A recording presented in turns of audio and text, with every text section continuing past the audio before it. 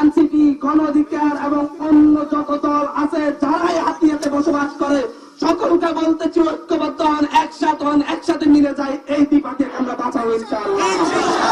আমরা ভূমিদস্যু থেকে বাঁচাবো ইনশাআল্লাহ, জনদস্যু থেকে বাঁচাবো ইনশাআল্লাহ, নদী ভাঙ্গন থেকে বাঁচাবো ইনশাআল্লাহ।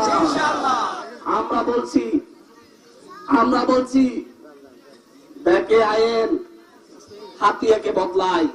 কি বলছি? ব্যাকে আইন হাতিয়াকে ব্যাকে আইন হাতিয়ারে যদি বদলাতে হয় সবাই ঐক্যবদ্ধ হতে হবে। হাত মুষ্টি করে দেখেন, সবাই ঐক্যবদ্ধ হবেন ইনশাআল্লাহ।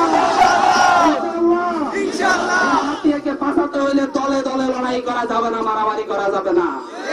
এই হাতিয়াকে যদি আরেকবার হাতিয়া এবার ফেল করে, এই হাতিয়ার মানুষ যদি আরেকবার সংঘাতে জড়ায়, তাহলে এই হাতিয়ার মানুষের আর মুক্তি মিলবে না। হাতিয়ার মানুষের সত্যি আর মুক্তি মিলবে না যদি আবার সংঘাতে জড়ায়। আমরা বলছি ব্যাকে মিলে আমরা হাতিয়ারে গড়বো ইনশাআল্লাহ। আমরা আজকে এখানে এসেছি কোন নির্বাচনী জনসভা করতে নয়।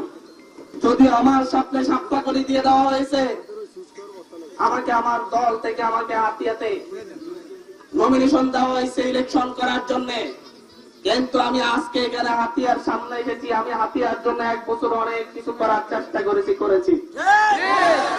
আমি ইলেকশন করব কিনা আমি জানি না। হাতিয়ার মানুষ চাইলে ইলেকশন করবো, না আমরা